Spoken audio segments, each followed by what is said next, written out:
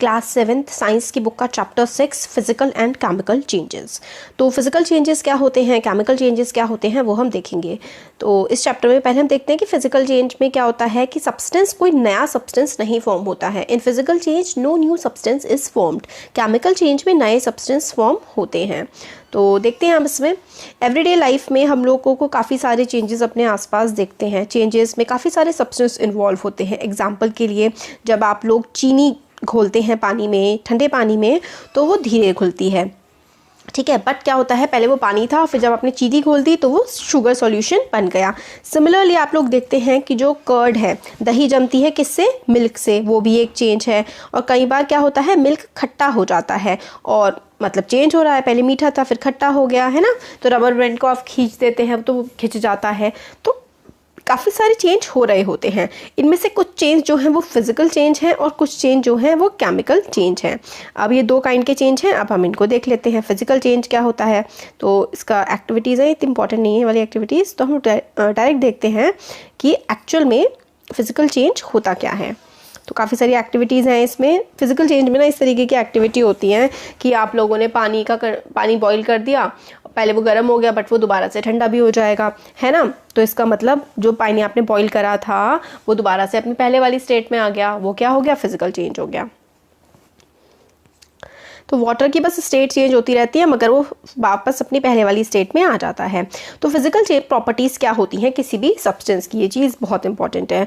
तो property such as size, colour, state and substance of a substance are called its physical properties. अगर आप लोग सोच रहे होंगे पूरा पेज मैंने स्किप करवा दिया, तो देखिए जो भी इंपॉर्टेंट एक्टिविटीज़ होती है ना वो मैं आपको एक्सप्लेन करती हूँ। ये वाली एक्टिविटीज़ इतनी इंपॉर्टेंट नहीं है, ये वाला पार्ट इसका सबसे इंपॉर्टेंट है। तो प्रॉपर्टीज़ जैसे कि किसी भी चीज़ की शेप हो गई, वो क्या गोल है, लंबा है, चौड़ा है, ये सारी की सारी शेप होती है। या मतलब गोल है, ऐसे है, रेक्टेंगल है, ट्रायंगल है, कैसा है, ठीक है, वो उसकी शेप हो गई। लंबा है, चौड़ा है, छोटा है, वो उसका साइज होता है कि कलर क्या है फिर। और स्टेट क्या है सब्सटेंस की, मतलब वो सॉलिड में है, लिक्विड में है, गैस में है, किस में है, ठीक है। ये सारी की सारी चीज़ें आप याद कर लीजिए, चार ही हैं। Shape, size, colour and state of a substance. Shape, size, color and state. Shape, size, color and state of a substance are called as physical properties. तो physical properties होती हैं, shape हो गया, color हो गया, size हो गया, state. Shape, color, size and state of a substance, ये क्या होती हैं, physical properties होती हैं। और change in which substance undergoes a, तो इस तरीके का change in which a substance undergoes a change in its physical properties। और अगर physical properties में बदलाव आ रहा है तो इस तरीके के change को हम लोग physical change कहते हैं। physical change is generally reversible, मतलब आप उसको पहले जैसा बना सकते हैं। in such a change no new substance is formed। तो फिजिकल चेंज में कोई भी नया सब्सटेंस फॉर्म नहीं होता है। एग्जाम्पल, आप अपनी रबर बैंड को खींच के देखिए, रबर बैंड आप खींचेंगे तो वो पहले लंबी हो जाएगी और फिर वो वापस उसी शेप में आ जाएगी, या फिर वो टूट जाएगी, ऐसा भी हो सकता है। बट कभी भी उसमें से एक नया सब्सटेंस फॉर्म नहीं हो रहा है। उसकी शेप, साइज, कलर, स्टेट जो है, ये सारी की सारी चीज़ें चेंज हो सकती हैं मगर उसमें से कोई नया सब्सटेंस नहीं फॉर्म हो रहा है, तो हम उसको फिजिकल चेंज कहेंगे। अब आता है केमिकल चेंज। केमिकल चेंज जैसे कि रस्टिंग ऑफ आयरन पे जंग लग जाना, है ना। तो आपने ब्राउन सा कलर देखा होगा, आयरन के ऊपर जंग सी लगी हुई होती है, उसको हम लोग रस्ट कहते हैं। और जो प्रोसेस जिसकी वजह से आयरन पे जंग लगता है, इस प्रोसेस को हम लोग रस्टिंग कहते हैं। गेट्स हो गए, पार्क के, फार्मलैंड, आयरन, सबके सारे आयरन के आर्टिकल्स होते हैं। आप देखिए, ये देखिए कितना ज़्यादा जंग लगा हुआ है इसमें, है ना। इन सब पे क्या लगा हुआ है, जंग लगा हुआ है। जंग कैसे लगता है, when expose to the atmosphere for some time. मतलब आप लोहे को बिना पेंट करे ऐसे ही हवा में, पानी में, उस पर हवा पड़ेगी, पानी पड़ेगा तो क्या हो जाएगा, आयरन रस्ट हो जाएगा, ठीक है। और किचन में अगर आप wait iron Tawa often gets rusted if left in the state for some time। और जो घरों में तवा होता है, लोहे का तवा होता है वो, तो अगर आप उसको पानी उस पे से नहीं हटाएंगे, ऐसे ही रख देंगे, तो आप देखेंगे उस पर भी जंग लग सकता है। तो rust is not iron, rust जो है वो आयरन नहीं होती, ये different from iron on which it gets deposit. मतलब जो रस्ट होती है ना, वो लोहा नहीं होता है, वो अलग ही तरीके का सब्सटेंस फॉर्म हो रहा होता है। तो वो आयरन को चेंज कर रहा होता है, आयरन को सड़ा रहा होता है, उसे ख़राब कर रहा होता है, इसलिए वो क्या है, वो एक केमिकल चेंज है। अब ये देखिए, मैग्नीशियम रिबन बर्निंग, तो आप एक थिन स्ट्रिप, खैर ये आप घर पे नहीं परफॉर्म कर सकते हैं, तो थिन स्ट्रिप लीजिए, एक रिबन ऑफ मैग्नीशियम होता है, लेबोरेटरीज में अवेलेबल होता है, आप उसको साफ़ करिए सैंड पेपर से, मतलब उसको अच्छे से साफ़ कर लीजिए, उसको कैंडल के पास लाएंगे तो आप देखेंगे कि वो बहुत ही ज़्यादा तेज़ी से जलता है। तो when it completely burn it leaves behind a powdery ash, और जब वो पूरी तरीके से जल जाता है तो ऐश जैसी उसमें राख जैसी बच जाती है। तो किस तरीके का चेंज आपको दिखा, ऐश लुक लाइक, ठीक है, मैग्नीशियम रिबन जैसी ऐश लगती है तो नहीं, ऐसी नहीं लगती है। तो देखिए मैग्नीशियम, कभी भी कोई चीज़ जलती है ना तो हमेशा ऑक्सीजन के प्रेजेंस में जलती है, एक फ्यूल होना चाहिए और एक ऑक्सीजन ज़रूर ही प्रेजेंट होनी चाहिए। तो मैग्नीशियम जला ऑक्सीजन की प्रेजेंस में तो वो MgO मैग्नीशियम ऑक्साइड बन गया। तो डिफरेंट इक्वेशन और मैथमेटिक्स वगैरह ये सब इतनी इंपॉर्टेंट नहीं है।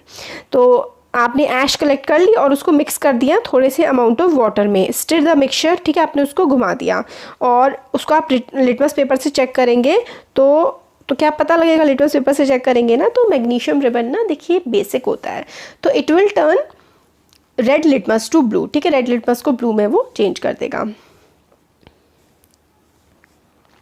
तो आप इसको कैसे क्लासीफाई करेंगे, सॉल्यूशन कैसा है, तो आप बता सकते हैं टेस्ट करके, है ना।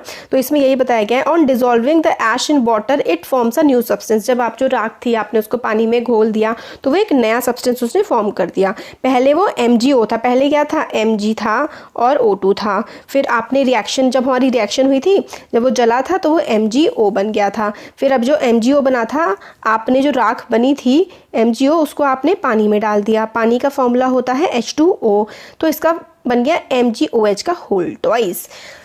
अब देखिए आप लोगों को रिएक्शन सिखा देते हैं एनसीईआरटी में, बट आपको इनको बैलेंस करना सिखाया जाता है 10th क्लास में। तो फिलहाल आपको थोड़ा सा रट्टू पोपट वाला काम करना पड़ेगा कि जो Mg है ना, Mg इसको हम लोग आगे लिख देंगे, फिर जो O है ना, ये भी यहाँ पे भी O है और यहाँ पे भी O है और यहाँ पे 2 2 हैं, तो OH और दोनों के पास 2 थे ना नीचे, तो दोनों में ब्रैकेट लगा के होल 2 इसको लिख देंगे या फिर होल स्क्वायर बोलते हैं।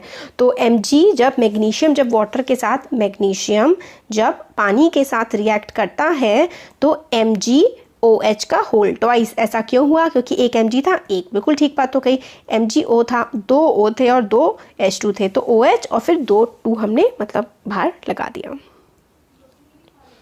तो वही आपने पिछले चैप्टर में पढ़ा था कि हाइड्रोजन मैग्नीशियम हाइड्रोक्साइड क्या है, बेस है, और जब वो हवा में बर्न होता है तो एक नया तरीके का सब्सटेंस फॉर्म हो जाता है, जब उसको पानी में राख बन जाती है, राख को हम पानी में मिलाते हैं तो एक अलग सा ही सब्सटेंस बन जाता है। फिर ये हमारा आता है कॉपर सल्फेट का। एक्टिविटी एक और है कि आपको कॉपर सल्फेट जो ही कि ब्लू से कलर का होता है ना, उसको अगर हम लोग पानी में रखेंगे, ठीक है, और few drops of sulphuric acid, मतलब आपने कॉपर सल्फेट, कॉपर का फॉर्मूला होता है Cu और सल्फेट का फॉर्मूला होता है SO4। तो कॉपर सल्फेट को अगर आप पानी में रखेंगे, ठीक है, और उसमें पानी में रखेंगे और आपने सल्फ्यूरिक एसिड होता है हमारा H2SO4 सल्फ्यूरिक एसिड का फॉर्मूला होता है, ठीक है। तो you should get a blue coloured solution, तो आपको ब्लू कलर का सॉल्यूशन मिल जाएगा। फिर आप उसको सैंपल को एक अलग रख दीजिए, ठीक है। फिर आप उसमें क्या करिए, एक नेल डाल दीजिए, नेल मतलब वही आपकी कील डाल दीजिए, और या फिर शेविंग ब्लेड या कुछ भी जो थोड़ा बहुत लोहे का हो, और आधे घंटे बाद देखिए, ऑब्जर्व करिए कलर को, क्या कलर्स में कोई चेंज आया है। मतलब एक तो सॉल्यूशन था जिसमें आपने कुछ नहीं डाला, वो आपने अलग रखा है, एक सॉल्यूशन में आपने लोहे की कोई चीज़ डाल दी है, तो क्या हो जाएगा। तो कॉपर सल्फेट जो कि ब्लू कलर का था, ठीक है, कॉपर सल्फेट क्या था, ब्लू कलर का, बट आपने एक नेल डाल दिया या फिर आपने ब्लेड डाल दिया तो वो जो सॉल्यूशन है ना वो ग्रीन कलर का हो जाएगा।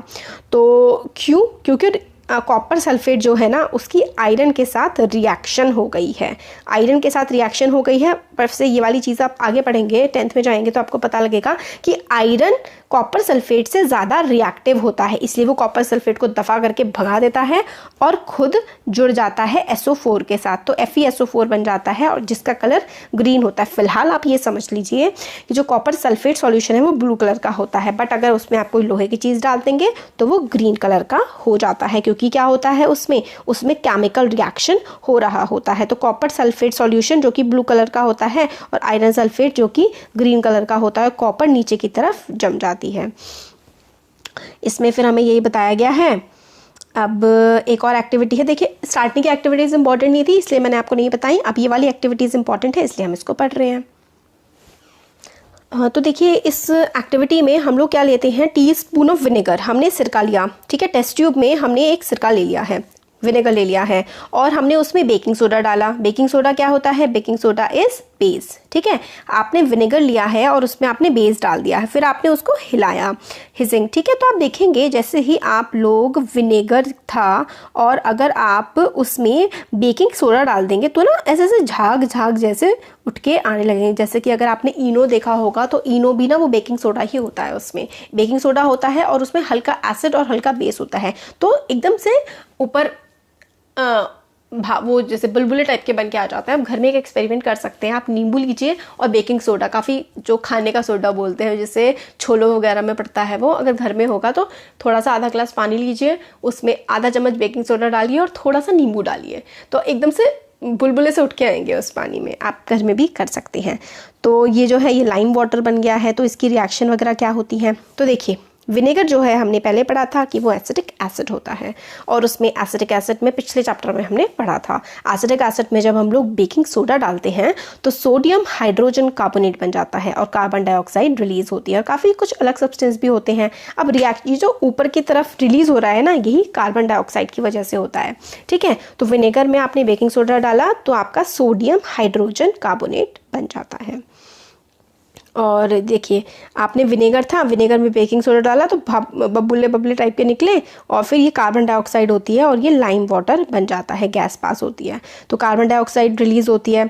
जब आप लोग विनेगर में बेकिंग सोडा डालते हैं तो कार्बन डाइऑक्साइड निकलती है, लाइम वाटर बन जाता है, CaOH का होल ट्वाइस बन जाता है, ठीक है। फिर उसके बाद कैल्शियम कार्बोनेट भी बन सकता है। तो when carbon dioxide is pass through lime water होता है, जैसे ये जो कार्बन डाइऑक्साइड रिलीज हुई थी आपने इसे लाइम वाटर से, CaOH whole twice lime water होता है उससे पास करवाएंगे तो कैल्शियम कार्बोनेट बन जाएगा। ये थोड़ी सी ना टफ चीज़ है, पता है क्यों टफ है, क्योंकि आपके लिए अभी आपको इन्हें याद करना पड़ेगा। जब आप 9th में आएंगे 10th में आएंगे ना तो आपको लॉजिक समझ आएगा इन चीज़ों का कि अच्छा ये रिएक्शन इसलिए हुई है, इसका केमिकल फॉर्मूला ये होता है। हर चीज़ का एक अपना केमिकल फॉर्मूला होता है, जैसे कि जो ये हमारी ऑक्सीजन है, ऑक्सीजन का फॉर्मूला होता है O2, कार्बन डाइऑक्साइड का फॉर्मूला होता है CO2, और जो पानी होता है उसका फॉर्मूला होता है H2O, है ना। इस तरीके से हर चीज़ का केमिकल फॉर्मूला होता है। तो कार्बन डाइऑक्साइड का CO2 होता है और जो लाइम वाटर होता है उसका CaOH का होल ट्वाइस होता है, और जब कार्बन डाइऑक्साइड CaOH के होल ट्वाइस से रिएक्ट करते हैं तो CaCO3 बन जाता है और वाटर रिलीज हो जाता है। तो जब कार्बन डाइऑक्साइड पास की जाती है लाइम वाटर से तो कैल्शियम कार्बोनेट बनता है और वो मिल्की सा दूध जैसा हो जाता है और turn lime water into milky सा हो जाता है। और ये हम लोग को आगे कार्बन डाइऑक्साइड की रिएक्शन वगैरह चैप्टर 10 में देखेंगे। तो ये जो एक्टिविटीज़ थी इसमें आपने जितने भी चेंजेस देखे ना, हमने 3 एक्टिविटीज़ देखी कि मैग्नीशियम का रिबन बर्न हो रहा है, वो राख बन जा रहा है, और कॉपर सल्फेट के साथ रिएक्शन हो रहा है आयरन का, तो वो ग्रीन कलर का हो जा रहा है। फिर हमने अभी लाइम सोडा वाला देखा। तो इन सब से हमें पता लगता है कि हमारा जो चेंज था ना वो मतलब चीज़ एकदम पूरी कंप्लीटली बदल चुकी है, अब वो पहले जैसी नहीं हो सकती। तो change in which one or more new substances are formed is called chemical change. तो नया सब्सटेंस फॉर्म हो गया ना, पहले क्या था, पहले वो ब्लू कलर का था और अब वो तो बिल्कुल ग्रीन कलर का हो गया है, तो बिल्कुल चेंज हो गया है जिसमें एक नया सब्सटेंस फॉर्म हो गया है। A change in which one or more new substance, change बदलाव इसमें एक या एक से ज़्यादा नया सब्सटेंस बन जाता है, उसको हम लोग केमिकल चेंज कहते हैं। Chemical change is also called chemical reaction. Chemical change को हम लोग केमिकल रिएक्शन भी बोलते हैं। Chemical change are very important in our lives. Chemical change हमारी ज़िंदगी में बहुत इंपॉर्टेंट होता है। सारे के सारे जो नए सब्सटेंस फॉर्म होते हैं वो केमिकल चेंजेस की वजह से होते हैं। हमारा जो खाना पचता है ना, डाइजेशन भी एक केमिकल चेंज है। जो डाइजेशन हो गया हमारी बॉडी में, और फ्रूट्स जो पकते हैं, ग्रेप्स का जो फर्मेंटेशन जिससे अल्कोहल बनाई जाती है, ये सारा का सारा केमिकल चेंजेस ही होते हैं। बहुत सारे केमिकल चेंज होते हैं। और मेडिकल जो मेडिसिन बनाई जाती है, medicine is the end product of chain of a chemical reaction, ठीक है। बहुत सारी जो मेडिसिन हैं, प्लास्टिक, डिटर्जेंट, आपके जो कॉस्मेटिक्स के प्रोडक्ट्स हैं, खाने के कितने सारे प्रोडक्ट्स, सारे के सारे केमिकल। आपका खाना पक रहा है ना, वो भी एक केमिकल चेंज हो रहा है। हर चीज़ में केमिस्ट्री है, तो केमिकल चेंज हो रहा है हर चीज़ में। तो हर चीज़, जो भी चीज़ हो रही है ना वर्ल्ड में, कुछ भी, या तो फिजिकल चेंज है या तो केमिकल चेंज हो रहा है उसमें। तो हम लोगों को पता लगा है, in addition new products of the following में कंपनी या chemical change, heat, light or any other radiation may be given off or absorbed. Radiation हम लोग लेते हैं या तो उसको लेते हैं या फिर बाकी उसको भेज देते हैं। साउंड प्रोड्यूस हो सकती है, जब मतलब केमिकल रिएक्शन हो रहा है वो हीट रिलीज कर सकता है, कोई साउंड फटने जैसी साउंड आ सकती है। और अ चेंज इन स्मेल, उसकी जो है स्मेल बदल सकती है उस चीज़ की, उसका कलर बदल सकता है, गैस रिलीज हो सकती है। तो जब भी केमिकल चेंज हो रहा होगा ना, तो इन सब चीज़ों में से कुछ भी हो सकता है केमिकल चेंज के टाइम पे। तो you saw that burning of magnesium ribbon, magnesium ribbon की बर्निंग आपको याद कर लेना है। 3-4 केमिकल चेंज के एग्जाम्पल, एक तो डाइजेशन हो गया सिंपल सा, राइपनिंग ऑफ फ्रूट्स का पकना, और ये मैग्नीशियम रिबन का जलना, कोल लकड़ी का जलना, वुड का जलना, ये सारे के सारे केमिकल चेंज है। ठीक है, बर्निंग जो है जिसमें हीट निकल रही है वो भी एक केमिकल चेंज है। अब एक्सप्लोजन ऑफ फायरवर्क, मतलब जो पटाखे फोड़ते हैं ना, वो भी केमिकल चेंज ही है। और जो क्या क्या हीट निकलती है, लाइट निकलती है, कई बार गैसेस निकलती हैं जो पोल्यूशन फैला देती हैं फायरवर्क से। ठीक है, अब वही है कि फूड जो है, जो सड़ जाता है खाना, वो भी केमिकल चेंज की वजह से ही सड़ता है। आपने कई बार एप्पल जो है ब्राउन सा कलर एक्वायर कर लेता है अगर आप उसे काट के रख देते हैं, और आपने कलर चेंज देखा। Cut a fresh slice of apple and keep it away for some time, तो आप लोग देखेंगे ब्रिंजल, पोटैटो, ये सारे के सारी चीज़ें क्या होने लगती हैं, काली पड़ने लगती हैं। तो काली पड़ने लगती है, इसका मतलब इनमें केमिकल चेंज हो रहा होता है।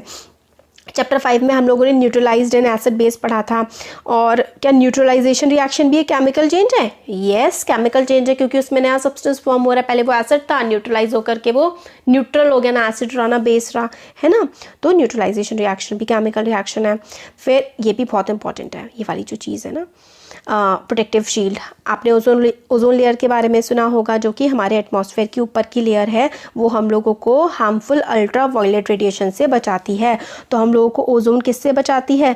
ओजोन हमें अल्ट्रा वायलेट जो रेडिएशन होती है ना, जो हमारी बॉडी के लिए काफ़ी हार्मफुल होती है, उससे हमें बचाती है। ओजोन क्या करती है, इस रेडिएशन को एब्जॉर्ब कर लेती है और and breaks down the oxygen. अगर देखिए ओजोन हमारे धरती पर हो, अर्थ के सरफेस पर, तो नुकसान देती है, बट ओजोन लेयर हमें अल्ट्रावायलेट रेडिएशन से बचाती है। ओजोन जो है ना, वो ऑक्सीजन से डिफरेंट है। ऑक्सीजन होता है O2 और ओजोन होता है O3। जब 2 O2 और 1 O मिलता है तो O3 बन जाता है। अल्ट्रावायलेट रेडिएशन अगर ओजोन एब्जॉर्ब नहीं करता और ये अर्थ के सरफेस पे पहुंच जाती, तो इसकी वजह से हमें बहुत ही ज़्यादा बीमारियां, कैंसर जैसी बीमारियां हो सकती थी। अब गैल्वेनाइजेशन बचा है, क्रिस्टलाइजेशन का बचा हुआ है। देखिए टाइम कितना हो गया, 17 मिनट हो गए हैं, और ये सारा तो हमने पढ़ ही लिया है। अब रस्टिंग ऑफ आयरन, आयरन की रस्टिंग और क्रिस्टलाइजेशन, ये वाला चलिए पढ़ ही लेते हैं। थोड़ा सा वीडियो बड़ा हो जाएगा, बट कोई नहीं, फिर नेक्स्ट वीडियो। अब आयरन रस्ट होता है। आयरन रस्ट का मतलब होता है आयरन में जंग लग जाना। तो एक this is one change that affects iron article, और धीरे धीरे मतलब आयरन को अफेक्ट करता है और धीरे धीरे उसको ख़राब कर देता है। और ये बहुत बड़ी प्रॉब्लम है। हमारे जो ब्रिजेस बनते हैं, शिप्स बनते हैं, काफ़ी सारी चीज़ों में ये इसकी वजह से काफ़ी ज़्यादा मॉनेटरी लॉसेज होते हैं, काफ़ी ज़्यादा नुकसान झेलना पड़ता है। बट ये होता कैसे है? तो देखिए आयरन अगर ऑक्सीजन की या फिर वाटर की प्रेजेंस में आता है तो आयरन ऑक्साइड बन जाती है, Fe2O3 बन जाता है। अगर आयरन ऑक्सीजन की प्रेजेंस में आता है, वाटर की प्रेजेंस में आता है, तो Fe2O3 बन जाता है। इसकी वजह से आयरन पे रस्टिंग हो जाती है। तो हमें रस्टिंग के लिए किन 2 चीज़ों की ज़रूरत पड़ी, इंपॉर्टेंस बहुत ज़्यादा है, और ये टॉपिक भी बहुत इंपॉर्टेंट है। तो रस्टिंग के लिए ऑक्सीजन और वाटर का प्रेजेंस होना बहुत ही ज़्यादा ज़रूरी है। हमारे हवा में मॉइस्चर होता है, हवा में पानी होता है, नमी होती है, इसकी वजह से आयरन जो है वो रस्टिंग करता रहता है। बट अगर हम लोग किस तरीके से बचा सकते हैं, तो हम लोग गैल्वेनाइजेशन का प्रोसेस लगा सकते हैं। या तो हम लोग क्या करते हैं, पेंट कर देते हैं, है ना, पेंट भी करते हैं, और फिर उस पर ग्रीस लगा देते हैं, पेंट लगा देते हैं, ग्रीस लगा देते हैं, या फिर हम लोग उस पर क्रोमियम और जिंक भी लगा सकते हैं। क्रोमियम भी एक केमिकल होता है। क्रोमियम या फिर जिंक अगर हम उसमें लगा दें आयरन के ऊपर, तो जो प्रोसेस मतलब वो फिर रस्ट नहीं होगा। तो process of depositing a layer of zinc on iron is called galvanisation. तो जो प्रोसेस होता है ना डिपॉजिट करने का जिंक मतलब जैसे कि आयरन है, आयरन के ऊपर आप पूरे आपने जिंक की लेयर लगा दी, तो आपने आयरन के ऊपर जिंक की लेयर लगा दी, तो इसको हम गैल्वेनाइजेशन बोलते हैं। आयरन के पाइप जो घर वगैरह में होते हैं हम उसको गैल्वेनाइज कर देते हैं ताकि वो रस्ट ना करें। शिप्स हो गए, ये बहुत ज़्यादा पानी के अंदर रहते हैं, तो चाहे आप कुछ भी कर लें इन पर काफ़ी ज़्यादा इफेक्ट पड़ता है, बट स्टिल गैल्वेनाइजेशन करने के बाद इसका मतलब जो है इफ़ेक्ट धीरे कम हो जाता है, मतलब कम धीरे धीरे रस्टिंग होती है।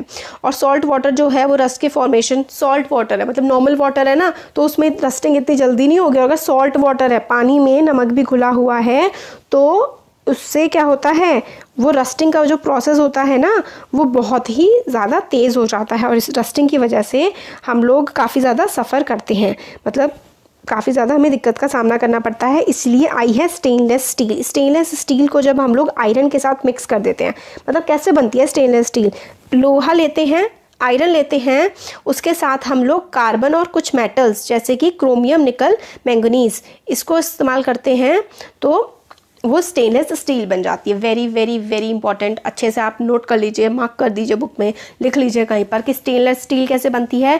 स्टेनलेस स्टील के लिए हम लोग आयरन चाहिए, हमें लोहा चाहिए, कार्बन चाहिए और मेटल्स जैसे कि क्रोमियम, निकल और मैंगनीज। क्रोमियम, निकल, मैंगनीज चाहिए। अगर हम लोग ऐसा कर देते हैं, आयरन के ऊपर क्रोमियम, निकल, मैंगनीज और कार्बन लगा देते हैं, तो वो रस्ट नहीं होता है।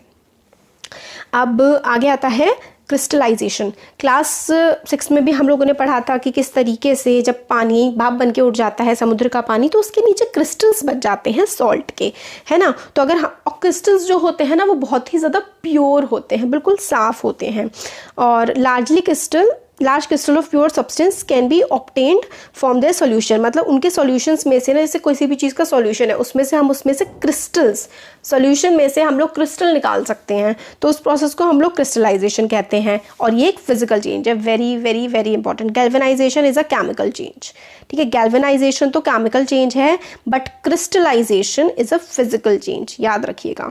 किस तरीके से ये प्रोसेस किया जाता है, हम लोग को एक कप में पानी लेना है, फिर उसमें हम लोग को डाइल्यूट सल्फ्यूरिक एसिड डालना है। तो क्या क्या करना है, हमें एक बीकर में पानी लेना है, फिर उसके बाद हमें उसमें डाइल्यूट सल्फ्यूरिक एसिड डालना है, फिर उसको हमें गर्म करना है। और गर्म जब हम लोग कर रहे होंगे ना पानी को, जिसमें डाइल्यूट सल्फ्यूरिक एसिड पड़ा हुआ है, जब हम उसे गर्म कर रहे होंगे तो गर्म करते टाइम हमें उसमें कॉपर सल्फेट का पाउडर डाल देना है, धीरे धीरे हिलाते हुए। और जब हम लोग कॉपर सल्फेट का पाउडर हम लोग ऐड करते जाएंगे, फिर एक टाइम ऐसा आएगा कि और पाउडर उसमें डिज़ोल्व नहीं हो पाएगा।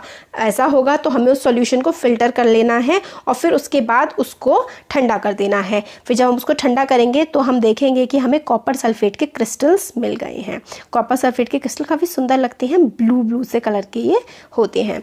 तो ये क्रिस्टलाइजेशन का प्रोसेस है और ये एक फिजिकल चेंज है। फिजिकल चेंज का मतलब होता है क्रिस्टल, आपने क्रिस्टल बना लिए, आप क्रिस्टल से दोबारा से कॉपर सल्फेट सॉल्यूशन बना सकते हैं। और जो क्रिस्टल होते हैं ना किसी भी चीज़ के, वो बहुत ही ज़्यादा प्योर होते हैं, ठीक है। तो आपने क्या करा था, इसमें आपने पानी लिया था H2SO4, ठीक है, H2SO4 डाला था, सल्फ्यूरिक एसिड आपने डाला था, फिर उसके बाद आप उसको हिला रहे थे गर्म करते हुए, फिर गर्म जब हो गया फिर आपने उसमें कॉपर सल्फेट डाला। कॉपर सल्फेट से ब्लू कलर आ जाता है, ब्लू से कलर का हो गया, फिर आप उसमें धीरे धीरे कॉपर सल्फेट डालते रहे, हिलाते हिलाते, जब तक ऐसी कंडीशन नहीं आ गई कि वो घुल ही नहीं रहा है। फिर जब ऐसा हो जाएगा आपको उसको छोड़ देना है, ठंडा कर देना है, बस ऐसे ही छोड़ दीजिए आप। मतलब ऐसा हो गया, फिर आपने उसको ठंडा करने के बाद आपने उसे फ़िल्टर कर लिया। फ़िल्टर पेपर पे आप उसे ऐसे छोड़ देंगे, तो ऐसे छोड़ देंगे तो आप देखेंगे कि उसमें क्रिस्टल्स बन गए हैं। तो या फिर ठंडा करने से पहले भी आप सॉल्यूशन को फ़िल्टर कर सकते हैं, फिर आप उसको ऐसे ही छोड़ देंगे, जो आपने फ़िल्टर किया है ना, तो उसमें आपको क्रिस्टल्स मिल जाएंगे। तो ये चैप्टर हमारा कंप्लीट हो गया।